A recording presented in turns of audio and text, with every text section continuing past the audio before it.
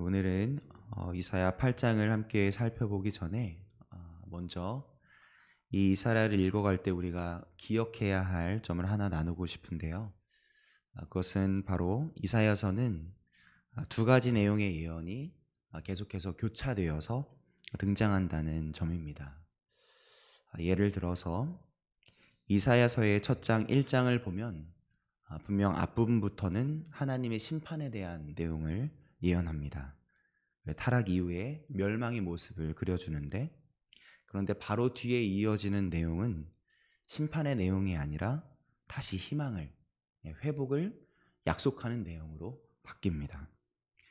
이렇게 이사야서가 심판과 희망, 이 두 가지 다른 내용이 교차돼서 쓰여진 이 방식은 이사야 1장만이 아니라 더 큰 맥락을 보아도 그렇습니다. 이사야서 1장에서는 심판의 선언을 하시다가 이사야 2장 1절부터 5절에 와서는 다시 희망의 약속을 말하고, 다시 2장 6절부터 4장 1절까지는 다시 심판의 선언을 말하고, 또 4장 2절부터 6절까지는 다시 희망의 약속을, 그 뒤에 이어진 5장은 다시 임박한 멸망의 모습을 말하고 있습니다. 계속해서 교차돼서 나오는 거죠. 조금 특이하죠. 또 이런 교차 방식은 이사야 전반에 걸쳐서도 발견할 수 있는데, 우리가 어제 읽었던 7장에서부터 39장까지는 주로 심판을 강조하고, 또 희망에 대한 간조는 적은 반면에 이어지는 40장부터 66장까지는 그와 반대로 희망을 강조하고 심판의 강조는 적게 보여줍니다. 왜 이사야서는 이렇게 심판과 희망이라는 이 두 가지 주제가 교차되어서 쓰여져 있을까요? 오늘 그 질문을 가지고 오늘 말씀 이사야 8장, 그리고 어제 보았던 7장을 중심으로 함께 나눠보고 싶습니다. 먼저 오늘 읽은 이사야서 8장을 읽어보시면 여기에도 두 가지 다른 내용의 예언이 교차되고 있구나 하는 것을 발견할 수 있게 됩니다. 먼저 8장 1절에서 하나님은 이사야에게 큰 서판을 가져와서 통용 문자로 마엘살랄 하스바스라고 적으라고 명령하십니다. 왜 이사야에게 이렇게 적으라고 말씀하셨을까요? 그것은 이어지는 3장에서 발견하게 되는데, 우리 3장을 함께 읽어보도록 하겠습니다. 8장 3절입니다. 내가 내 아내를 가까이 하매 그가 임신하여 아들을 낳은지라. 여호와께서 내게 이르시되 그의 이름을 마엘살랄 하스바스라 하라. 이사야야, 너가 나중에 아들을 낳을 텐데 그 아들의 이름을 마엘살랄 하스바스라고 해라 라고 말씀해 주신 것이었습니다. 마엘살랄 하스바스, 이 이름의 뜻은 노략이 빨리 온다, 약탈이 서둘러 온다 라는 뜻입니다. 하나님이 왜 갑자기 이사야에게 아직 있지도 않은 아들, 이사야의 둘째 아들의 이름을 노약이 빨리 온다, 약탈이 빨리 온다라는 뜻, 그러니까 멸망이 빨리 다가온다라는 뜻을 가진 이 마헬살랄 하스바스라는 이상한 이름으로 이 아들의 이름을 지으라고 하셨을까요? 또 그 이유는 4절에 담겨져 있습니다. 4절을 함께 읽겠습니다. 이는 이 아이가 내 아빠 내 엄마라 부를 줄 알기 전에 다메섹의 제물과 사마리아의 노략물이 아수르 왕 앞에 옮겨질 것임이라 하시니라. 이 마엘살랄 하스바스라는 이사야 아들이 태어나 자라다가 이 아들이 아빠, 엄마라고 말을 해내기 전에 다메섹과 사마리아를 결국 아수르 왕이 차지하게 될 것을 예언하고, 또 그 일이 일어나게 될 것을 증언하려고 하시는 것이었습니다. 그런데 이 내용은 이 앞장, 오늘 함께 읽은 8장이 아니라 어제 보았던 7장에서 10절부터 17절까지 이사야가 했던 내용과 예언했던 내용과 거의 일치합니다. 그 중에 핵심 말씀 7장 14절을 같이 한번 읽어보도록 하겠습니다. 7장 14절입니다. 그러므로 주께서 친히 징조를 너희에게 주실 것이라. 보라, 처녀가 잉태하여 아들을 낳을 것이요 그의 이름을 임마누엘이라 하리라. 어디서 많이 본 말씀이시죠. 자, 이 유명한 구절, 그 이후에 이어지는 내용은 이렇습니다. 곧 임마누엘이라는 아이를 낳게 될 텐데 이 아이가 악을 버리며 선을 선택할 줄 알기 전에 내가 미워하는 두 왕의 땅이 황폐하게 될 것이다. 아수르 왕에 의해서 그렇게 될 것이다 라고 이어지는 내용에서 확인할 수 있습니다. 네, 앞에 7장과 뒤에 8장 똑같이 새로 태어나는 아이가 어떤 것을 해내기 전에 아수르 왕에 의해서 정복될 것이다 라는 내용. 앞에 7장과 뒤에 8장이 동일하게 나옵니다. 그래서 성경학자들은 이 이사야 7장 14절에서 임마누엘로 불리는 이 아이의 내용을 두 가지로 예표한다고 보는데, 임마누엘 아이가 첫 번째로 예표하는 것은 신약의 아이, 즉 우리가 알고 있는 임마누엘, 그 신약에서 드러난 우리와 함께 하시는 하나님 예수님을 예표하는 것으로 봅니다. 그리고 임마누엘 아이가 두 번째로 예표하는 것은 구약의 아이, 즉 오늘 이사야서에서의 아이, 노략이 빨리 올 것임을, 약탈이 빨리 올 것임을 드러낸 마엘살랄 하스바스를 또 예표한 것이라고 성경학자들은 봅니다. 그런데 여러분, 여기서 잠깐 멈춰서 생각해 보겠습니다. 여러분, 임마누엘이라는 뜻이 무엇입니까? 하나님이 우리와 함께 하신다 이죠. 희망의 뜻을 가진 이름이지 않습니까? 그런데 임마누엘의 아이 또 다른 이름을 오늘 뭐라고 부르라고 하셨습니까? 마엘살랄 하스바스, 희망이 아니라 심판의 의미를 담은 이름이죠. 다시 떠올려 보겠습니다. 앞에서 이사야서를 읽기 전에 제가 이사야서의 특징을 말씀드렸는데 심판과 희망이 교차되어 있다는 것을 말씀드렸습니다. 여기 임마누엘도 마찬가지로 볼 수 있죠. 임마누엘이라는 의미에는 심판과 희망이라는 뜻이 교차되어 있는 단어로 그 두 가지 의미가 함께 담겨져 있는 우리의 생각을 넘어선, 우리의 생각하는 그 뜻을 넘어서는 뜻을 담고 있었던 이름이었던 것입니다. 어떻게 우리와 함께 계신 하나님이라는 뜻 속에 희망과 심판이라는 단어가 함께 담길 수 있는 것일까요? 오늘 본문 이사야서 8장 5절부터 8절까지를 보면 하나님을 거역한 유다 백성들, 즉 천천히 흐르는 실로아의 물이라고 표현하셨는데 예루살렘 성전 전체에 물을 공급하는 실로아의 물로 자신을 표현하신, 즉 샘물이신 하나님을 계속해서 거절한 유다 백성들이 하나님의 심판을 받게 될 것이라고 선언하십니다. 그래서 아수르 왕과 그 모든 위력이 모든 언덕에 차고 넘쳐서 유다 백성의 목에까지 미칠 것이라고 하시면서 무서운 심판을 선언하시죠. 그런데 바로 이어지는 8장 9절부터 10절은 말씀하시는 그 방향을 돌리셔서 하나님을 거역하고 있는 유다 백성들에게 들려주시는 목소리가 아니라 유다 백성을 심판하는 도구로 사용되어지는 민족들, 유다 백성을 심판하는 통로로 하나님께 사용되어질 민족들에게 외치시는 하나님의 목소리가 담겨져 있습니다. 그 목소리를 한번 찾아볼 텐데 이사야 8장 9절부터 10절까지 우리 함께 읽어보도록 하겠습니다. 8장 9절부터 10절까지입니다. 너희 민족들아 함성을 질러보아라. 그러나 끝내 패망하리라. 너희 먼 나라 백성들아 들을지니라. 너희 허리를 동이라. 그러나 끝내 패망하리라. 너희 허리에 띠를 띠라. 그러나 끝내 패망하리라. 너희는 함께 계획하라.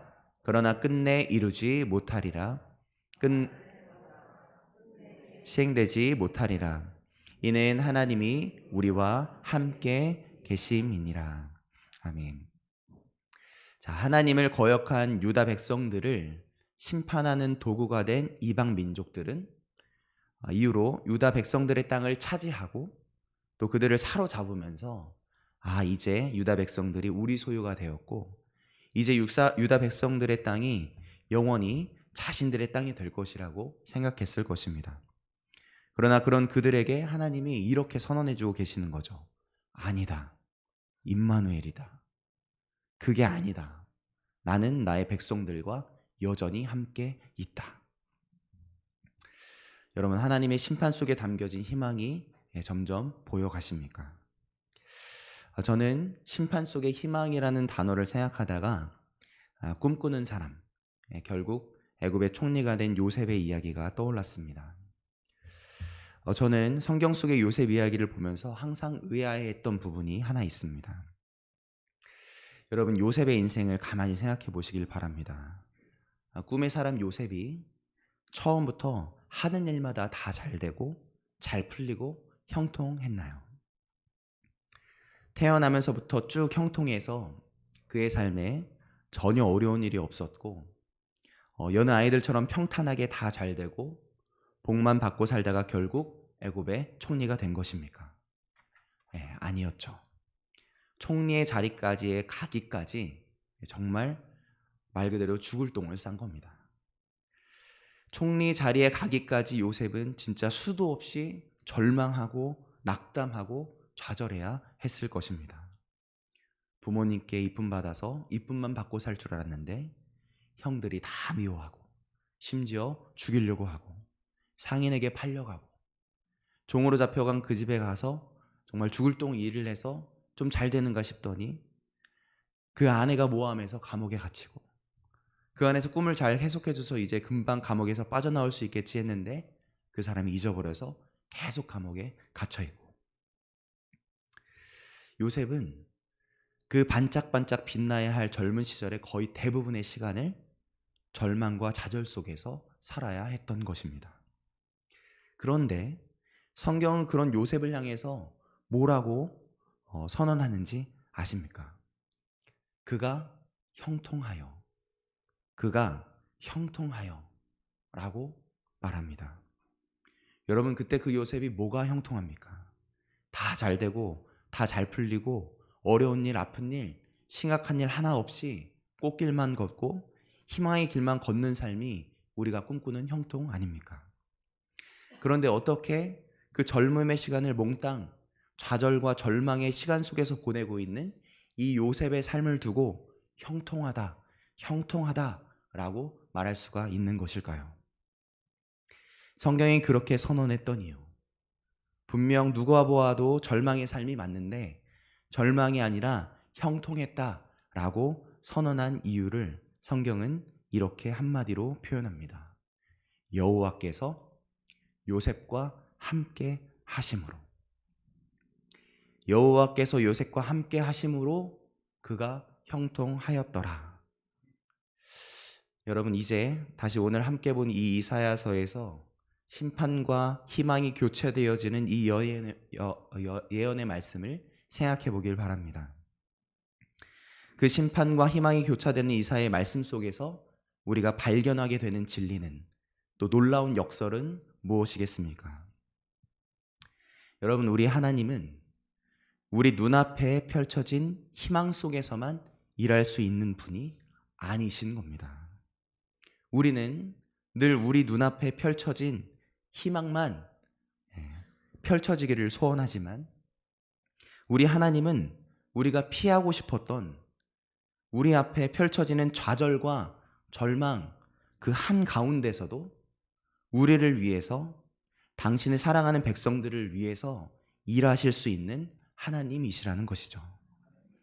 아니, 오히려 우리 하나님은 우리에게 닥치는 그 절망을 통해서 우리를 자라나게 하시고 우리의 부족함과 넘어짐을 통해서 우리를 더 튼튼히 세우시는 분, 우리에게 닥친 심판을 통해서 우리를 다시 당신의 사람으로 새롭게 빚으시는 분, 그분이 바로 임마누엘, 우리와 영원히 함께 하시는 하나님이신 것입니다. 그렇습니다. 임마누엘이라는 이 놀라운 주님의 이름은 당장 우리 눈앞에 보이는 형통이라는, 희망이라는 뜻 그 하나로는 다 표현할 수 없는 훨씬 더 깊고 놀라운 이름입니다. 임마누엘, 하나님이 우리와 함께 하신다는 이 놀라운 이름은 희망이라는 의미만이 아니라 우리의 절망, 우리의 좌절, 심지어 심판까지도 당신의 도구로 사용하셔서 우리를 새롭게 하시고 쓰러진 우리를 다시 일으키시고 갈 길 몰라 방황하는 우리를 다시 가르치시고 거듭나게 하시는 우리의 생각, 기대 그 너머에 더 높고 더 깊은 놀라운 이름인 것이죠. 여러분 혹시 요즘 어떤 길을 걷고 계십니까? 혹시 요즘 좌절과 절망의 길을 걸어가고 계십니까? 바로 그곳에 임마누엘 하나님이 그 절망의 길 한가운데에서 여러분과 함께 걷고 계십니다. 여러분 혹시 오늘 이사야의 아들의 이름처럼 마엘살랄 하스바스의 순간, 절체절명의 순간, 심판의 시간을 지나고 계십니까? 바로 그곳에 임마누엘 하나님이 그 심판의 시간 한가운데에서 우리와 함께 걷고 계십니다. 오늘 우리가 심판의 시간을 지나게 하시나 그것이 끝이 아니라 자격 없는 우리를 끝까지 포기하지 않으시고 당신의 열심으로 우리 손을 꼭 붙들어서 또 우리의 몸을 밀어서 우리 등 뒤에서 우리를 밀어 도우셔서 우리를 다시 새롭게 하시는 역사로 바꾸어 주십니다. 우리의 심판이 희망에 되게 하시는 역사를 만들어 내십니다. 그러므로 우리는 우리가 처한 상황과 상관없이 우리는 모두 이미 형통의 사람들인 것입니다. 왜입니까? 임마누엘 우리와 함께 계시는 하나님은 우리의 삶 속에 희망과 심판 그 모두를 우리를 위한 사랑의 도구로 사용하실 수 있는 분이기 때문입니다. 이 역사를 발견한 사람이 오늘 절망의 자리에 서 있으면서도 하나님을 예배하는 사람, 이 감춰진 진리를 깨달은 사람만이 오늘 나의 아픔을 넘어서 희망을 바라볼 수 있는 사람인 것입니다. 여러분, 여러분의 심판 너머가 보이십니까? 심판마저 희망으로 바꿔 빚으시는 임마누엘이 깨달아지셨습니까? 그러시다면 지금까지 지나온 나의 삶이 바로 형통이었노라고, 오늘 내가 가진 이 절망도 희망이었노라고 우리 임마누엘이신 주님께 오늘 감사로 함께 나아가 보면 좋겠습니다. 임마누엘, 그분은 우리의 상황과 문제를 넘어서 우리의 성소가 되어주십니다. 임마누엘, 그분으로 인해 우리의 인생이 희망의 길을 걸을 때이든지 심판의 길을 걸을 때이든지 우리는 이미 형통입니다. 임마누엘, 우리를 사랑하시는 하나님, 그가 우리와 바로 여기서도 함께 계시기 때문입니다. 오늘 이 자리에 모인 만수교회 모든 성도님들은 임마누엘이신 우리 하나님을 알고 깨닫고 만나고 그 은혜를 누려 정말 희망 중에서 감사의 노래를, 더 나아가 절망 중에서도 감격의 노래를 부르실 수 있는 하나님의 자녀들이 다 되시길, 또 오늘 기도 중에 오늘 삶을 모든 순간 속에서 임마누엘이신 그분과 함께 걷고 있음을 다시 한번 발견하게 되시길 예수님의 이름으로 축복합니다. 아멘. 기도하시겠습니다.